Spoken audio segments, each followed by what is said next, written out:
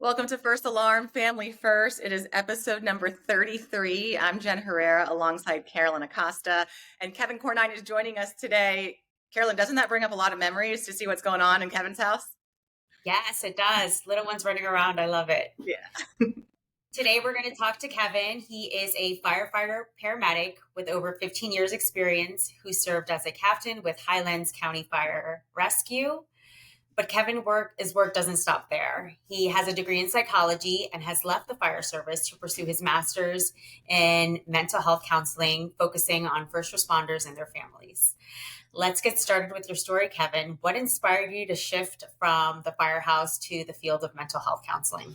It was actually my fire chief a long time ago. He had mentioned about I had finished my associate's degree in emergency medicine. I was kind of figuring out what the transition from there would be, and he had talked about Maslow's hierarchy of needs, and it's something my wife had gone through when she was doing her schooling. And I was kind of wanting to dive more into that, and I thought like human behavior was kind of unpredictable and everything, and then come to find out it's some of it is predictable.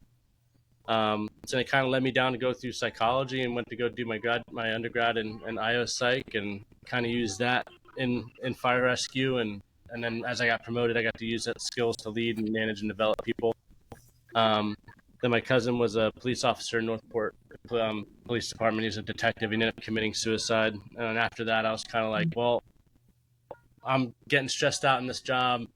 I kind of want to find something else. And it was either this or PA school, and I found out that I had to go through all my stuff for PA all over again. So I was like, well, I'm closer to psychology than I am PA, so I'll do psych. Kevin, we heard your bio. Carolyn read it all. You're also obviously, hello there, a very hands-on dad. Oh, poor baby doesn't feel well. How much did your family play a role, like the reality of having kids? You said your wife's somewhat in the field. How big of a role did your family play in this transition choice? A lot. Another podcast that I was in, I'd referenced a lot during hurricane season when natural disasters would happen. It was like my family's second and job first. Yeah. And that kind of affected me a little bit because as my family grew, when I first had started, I had a little bit of an older child, and now I end up having two little ones. That kind of mindset that I can't put my job first anymore. It has to be my kids. And then my wife was going through all her schooling. It was just so hard making sure I got off on time. Quickly drove to the house, got the kids to school if I could. A lot of times it was just her. And then as mandatory started creeping in and we started, working 2 or 3 extra shifts a week or in a pay period, that kind of put a huge strain on everything and just got to a point like you're missing a lot. There was one period during my career where I ended up doing like a 96-hour shift, and after that I was like, I don't know what to do after I got off work. So after that, it was just like I felt like I couldn't be the leader that I wanted to be in the atmosphere that I was in, and I wanted to progress my knowledge, but there was really nothing you could do after fire and paramedic. That's really it. So you peaked. So after that, I was just put my family first and realizing that bringing that stress home isn't the best thing, and kind of that was the easy part. Hanging everything up was the hardest one. Yeah.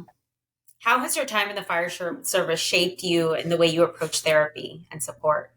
I'm still in my program. I can't do my practicum until after all my schoolwork is done, but my instructors have been awesome, allowing me to focus on first responders, which has been amazing. I think I got to see what inside looks like when I talk to a lot of counselors and stuff, trying to get a feel like what life is going to be like in the next couple of years for me. They never really talk about being like a part of being a first responder. They always talk about like a first responder client.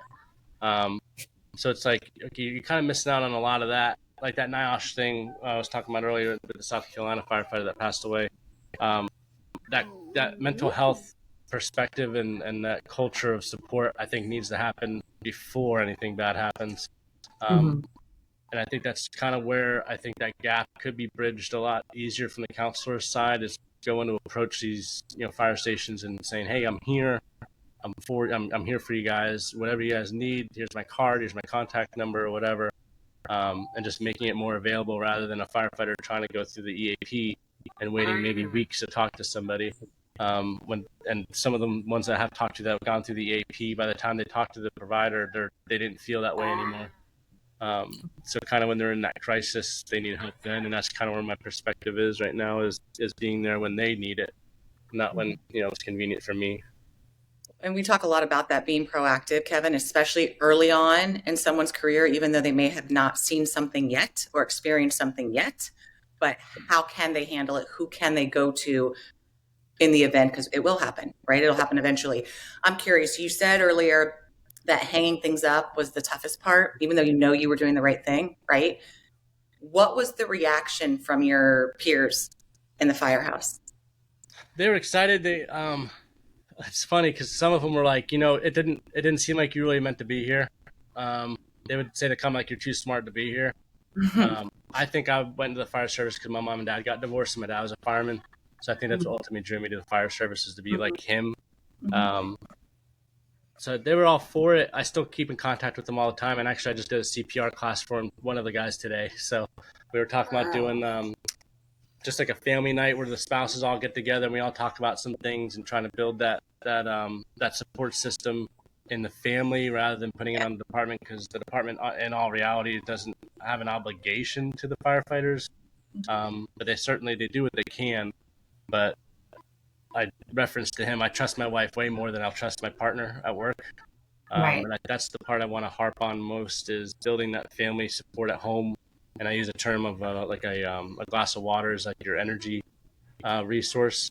And it's hard because when you get off work, your cup's empty, your wife's cup's empty, or your spouse's cup's empty, and you think your cup's more empty than their cup. It's emptier. Yeah. And it's just hard to compete with stress when both your cups are empty and you don't know how to help each other fill it up.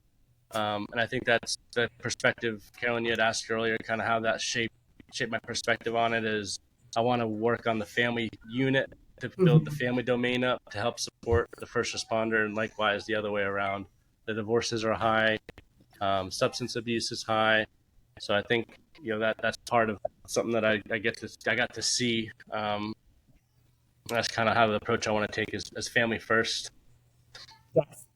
And that's exactly what we're trying to do, is bridge that gap between department and home life, In your experience, what are the biggest relationship challenges you think firefighters face? With who? With just either home or department or within themselves? I would like to preface and say I am sorry for your loss that you had.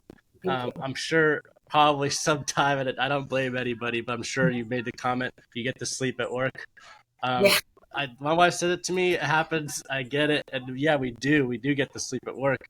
But it's not the same sleep. I think that's part of it. Is like it's really hard for the spouse to really understand what it's like. And I'm not saying it is noble. I'm just not saying it's not the most important thing in the world. And when I talked about hanging all that stuff up, it was like my second week out. I looked in my closet trying to put clothes on, and it was all fire shirts. And I looked at my bin; it was all BDU pants, and I'm like, I don't have any clothes. You know what I mean? Like this was my life, and I never knew that. I didn't know it was that deep, I guess. And I'm fortunate now. I get to experience this and be a part of my kid's life more than I got to be with my first child's life. But I think with relationships, it's just hard to portray what it's like to be in it. But in my eyes, it doesn't mean that it's more important than home life. Like I get to experience now what it's like to be a stay-at-home parent. Yeah. I think it's just communication is probably the hardest thing. I love that you brought up the shirt thing, and it reminds me because I'm picturing when I do the laundry and I'm hanging up Jason's shirts, and they're all Hook and Irons shirts, which is a brand, George May's brand. Right. And when I tell you, probably 40 Hook and Iron shirts. Yeah, and try to shirt too. Yeah. That's all he wears. But all jokes aside, it is a huge part of identity, right? And a lot of firefighters, whether it's they leave for whatever reason or they retire, there's a big loss of their identity. My dad still wears Miami-Dade Fire Rescue shirts. The man's been retired for 20 years. Did you have a little moment of that, Kevin, or were you so far like, gotta get out of here, I know this is a better choice? No, that's a good question. I was a little cynical towards the end, but I was aware of the cynicism. You okay, buddy? I did feel bad because I didn't like I can't call my kids fucking dumb. You know what I mean? So like when you're at the dinner table and the guy's messing up and you're just chit chatting, so Right. that was hard. As all that banter immediately went away. You know, now Right. I got Miss Rachel playing on the television. you know, Miss that, Miss Rachel doesn't say that. no, she doesn't. You know, it's all I'll use the days. That was hard. That was the hardest part. Was like I lost that banter. I lost that camaraderie, but I did end up getting it back. I got into music. Um, and I just was doing it as a hobby. Ended up winning this contest thing, and ended up going out and playing at a festival, and got to meet all my favorite producers and stuff. And that came back like instantly. So I realized like I can find that anywhere. I don't necessarily need that at the dinner table. So I kind of opened my eyes that like the hook and irons. You know, talking about the husband and stuff. It's we make it our life because it's fun and it feels rewarding, but at the same time too, it's like we do put that above family and everything else. Especially when like, hey, I got mandatory. It is what it is. But at the same time too, it's like yeah, but that's also impacting your spouse and home life and your kids. Like it's not good that you work 80 shifts extra a year. Um, I think that's probably the biggest. I guess probably the biggest impact was I didn't see that until like I started bringing all that stress home. Um, so after kind of leaving all that at the door, yeah, things got a lot better. My sleep improved, my testosterone levels improved, my blood pressure improved. Um, it does. It just affects you. You don't know how deep you're in that hole, if that makes sense. And it's like at the same time, like who do you talk to about it? You Right. know, What does culturally competent therapy mean, like in the world of first responder? Because obviously you're seeking your degree in this. How important is it to have a culturally competent therapist? I think I didn't really know that was a thing. And I'll be honest, until I started learning about like transgenderism and stuff like that, and like how Mhm. important that was, because it was kind of a I was like kind of against all that transgender stuff until I realized like how important. That's kind of what opened my eyes really what therapy was all about. Was not necessarily saying anyone's living the wrong way, but making them live the best life that they want to be and they want to live. Um, so I kind of took that back on, yeah, wow, I probably had a lot of bias towards things that I probably didn't realize I had before. So I kind of took that back and back in the fire service, saying like it's it's important to understand like what the goals are in firefighting because there's so many. Like you can be on special ops, you can be on a helicopter, you can be critical transport, you can do all these things, and it may not align with what I had as a goal in the fire service. Um, but if you're like a counselor just looking at it from the outside and they don't know what it's like to be mandatory or even though you have kids to pick up, shift on Christmas. When I worked as a captain, there's a couple of guys that got mandatory on Christmas, and my kids were too young to realize I was gone. So I was like, I'll work Christmas first half. You can open your presents, but you got to come back so I can open up mine. Um, Right. I think that as a counselor, it's like you really don't know those type of sacrifices because they kind of get to pick their own schedule. They're not working 120 hours every 2 weeks. They're not missing holidays. I think that's what the important part is. It's like, yeah, it's a lot of times, it definitely has a negative impact on the family. It goes back to whole family stuff. And I think that's important as a cultural competent counselor to realize, like, okay, what you're doing is great, but how does your spouse feel about it? How does your kids feel like you're missing out on a soccer game um, and stuff like that? I think it's super important to treat the first responders as an at risk population rather than a client. I'm Mhm. hoping that shifts soon. But you start looking around at how many cultural competent counselors and fire and first responders out there in Florida. There's probably only a handful of them. Yeah, you can go to become what was that first responder counselor. I forget the accredited certification that you can go through, but at the end of the day, it's not going to be their main clientele. They're still going to see other clients, and they're not going to come to the fire station to see you. They'll wait for you to come in as a client. So that's how I'm hoping things will get changed. I know Florida's pretty big on mental health right now, and the whole nation is as far as firefighting with the suicide rates are up. And I'm hoping that changes. I'm hoping fire rescue kind of starts either funding counseling programs or help either hire some counselors that strictly work with fire rescue. Um, who knows what the next 5 to 10 years looks like with that, but the numbers are getting worse. Something's got to be done. Right. Are you seeing, Kevin? There's so many things you talked about that I want to like hit on just in I like have all the time in the world, just so in that little bit, but So I admire, right? I truly admire everyone who is getting those certifications. Like I think it's amazing. There are companies really making an effort to be able to help first responders, specifically firefighters. But I agree with you that unless you've done the job, you're not going to understand it completely. You're just not. And it's no one's fault. It just Right. is what it is. Are you seeing, like, we know the state of Florida, we know nationally this is all getting attention, but the people around you, your circle, are you seeing firefighters who are on the brink of retirement considering going into this field as well? No, I'm the only one I know that is. I had talked to a buddy of mine probably about 6 years ago who works for Boca, was talking about going in, but I haven't touched base with him since I left that department. But yeah, I don't. I think there's only like one other firefighter I'm aware of in Orlando that does it.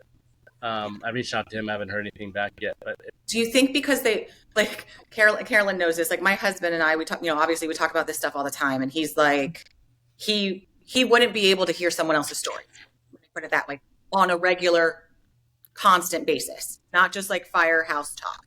mhm. Do you think some firefighters try to, like, okay, listen, I'm done. I can't hear anymore. Yeah, Right. there's some there.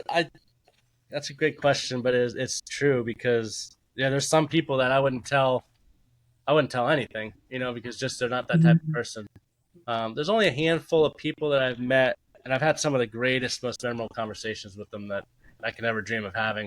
But just because they were so open, they weren't. This is how it's going to be. They weren't that type A personality type, um, and they're just truly inspirational people. And I just think that's so rare because it's like, yeah, fire rescues. You can do type A all you want, but it's a team job. At the end of the day, I can't do anything without my partner.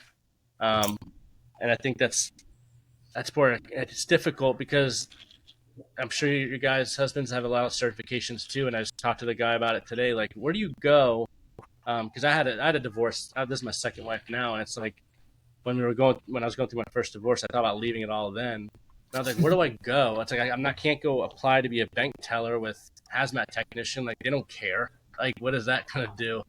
Um, so I think you do kind of get stuck in being a first responder. There's really no way you can't delineate to you can do paramedic and firefighting because it's the same, and some have that tri-certify. But once you're in it, you're kind of stuck at the department because you can't lateral transfer. So if you want to hang up your tenure and go start somewhere new, you can. That affects you one way, or you can stay in the job that you're at another way, and it's going to affect you another way. But it's like you can pack up and transfer to Colorado and work there and be the same person you were. So you're kind of stuck. Um, so I haven't really seen anyone interested in this line of work. And the counseling, I thought the population of the counselors would be pretty high, but it's not very big either. It's quite small. Do you think that there may be like a few simple things that departments can start doing to make mental health support feel a little more normal on job?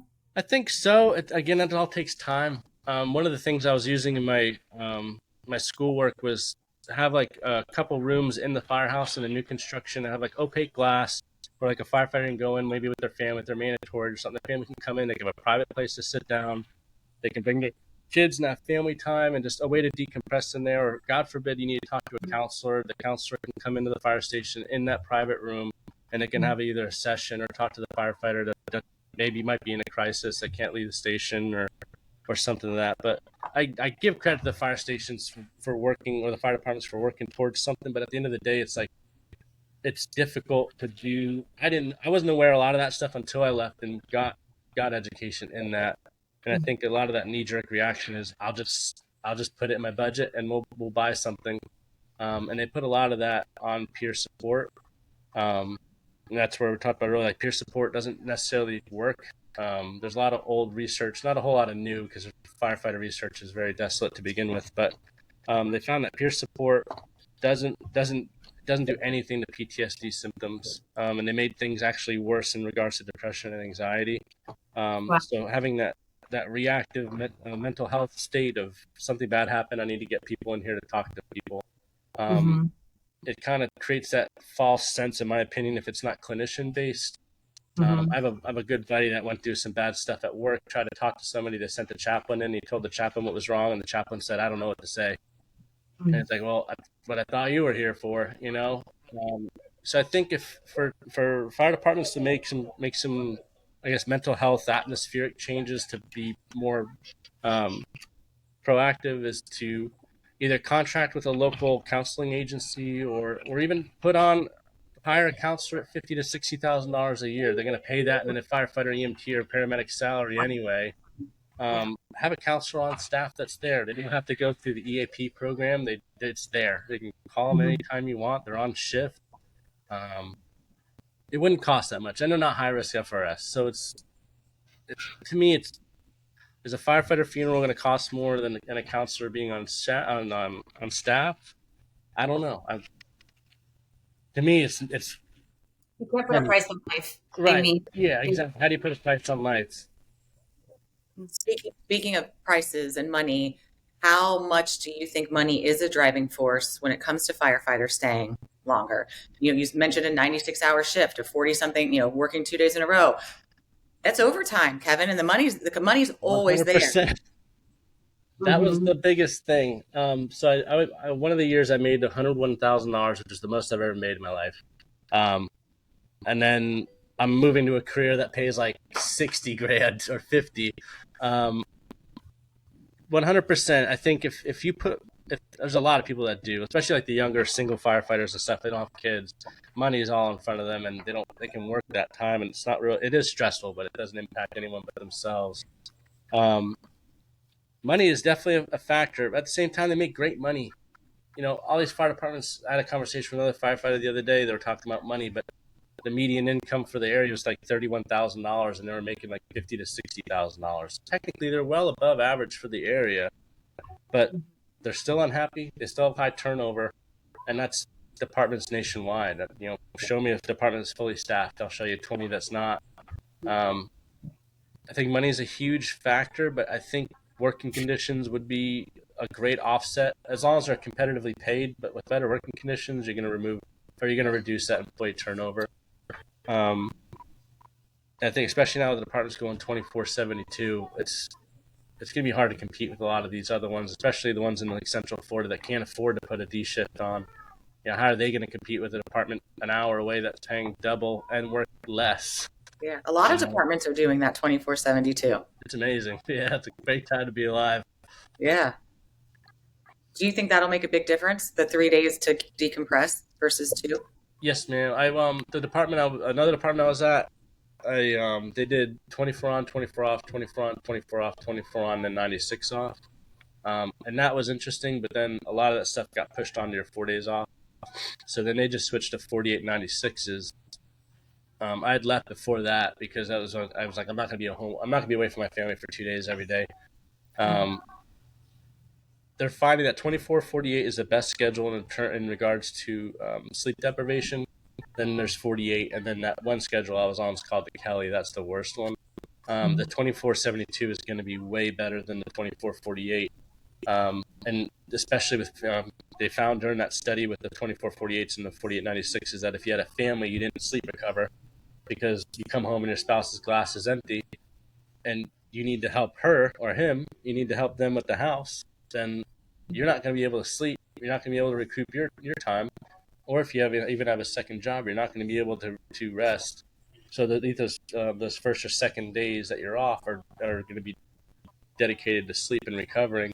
And then you're going to be right back out there for 2 days. And if you're on a busy truck or a rescue, you're going to be sleep deprived up to 12 hours coming off shift that second day. So that 24/72 is going to be a game changer. There's really no data on it right now as far as sleep. But if you look at how good the 24/48 is in regards to sleep, the 24/72 has got to be a no-brainer. Yeah.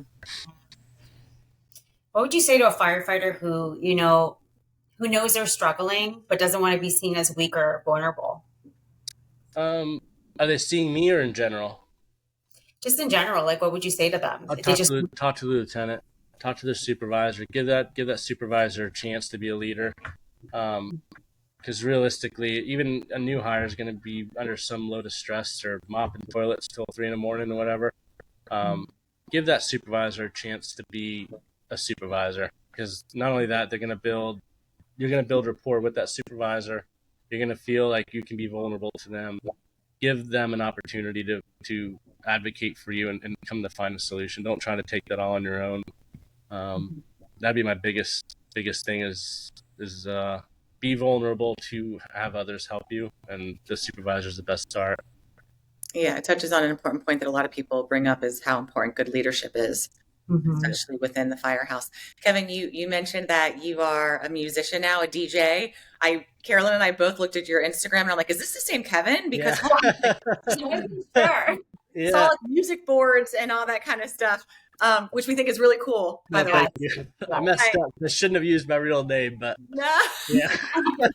so we stalk people before they come on the show, and I was No, like, that's fine. is this the guy? With that said, though, how is music therapeutic for you? Has it helped you through this whole thing? No. Um, it can. Music as a therapy is amazing. I learned that after going to school. Maybe subconsciously I did. Maybe it did. I just like complex things, and Uh-huh. that's why I kind of turned to that stuff because it's like I have to make whatever sound I have in my head. I have to make it. It's not. I can't play an instrument to save my life, but I can work a synthesizer. So I kind of just dove into that before school because after I got my undergrad in like 2017, so I was like trying to stay sharp by Mhm. learning new things. And I was Hmm. like, well, my mom's a musician, so it's like I'll try it too. I'll figure it out, and I kind of kept my mind sharp, and I kept reading books. So by the time when school started, I was already in the routine of reading. So I just had to swap a music book for like a psychology book. That's Um, cool. yeah, Yeah. hindsight. Yeah, I should have chose a different name so when people look me up as a counselor, they don't see all my music. But I didn't even think that far ahead, so yeah, we'll see. It's good. It's good to tap into a few things. That way you just don't identify with one career or one thing. And I think huge, especially, in this kind of profession, is that they just identify with their profession, and then they find themselves when it's all done and said and over, like, who am I? Exactly. That's like Yep. I do know Miami though. We did a Trezenga. I forget the leadership company that does it, but that has an ex Miami-Dade fire chief. And he says they do stuff all the time with retirees, and they have these events retirees can go to. I think that's absolutely awesome. They kind of Oh, keep that's that. great. They keep that Yeah. thing. Um, because even when I introduce myself in class, like I have a hard time. Some classes, like some of the classes I take, I'll say I'm a firefighter paramedic, and other times I won't. Because like, you know, did I hang it up? I gotta hang it up sometime. Like when do I say that I don't do that anymore? That part I struggle with. But I threw away all my shirts, all my boots, all that stuff's done. And I was able to grow facial hair, so they like That's what all firefighters do on that. vacation is they grow a Yeah, beard. I hate shaving. It's the worst. He's like, you can't even grow a beard, but you're growing a beard. I love it. Yep, Not you. I'm just saying, I got firefighters. you. I've gotten in You trouble for not mentioned, shaving a couple times, so you mentioned your dad was a firefighter. yes, ma'am. How Um, did how did he react to you leaving early, if you will? um, he lives in New Jersey, so basically I told him like what my plan was, and he said, "All right, sounds good, pretty much."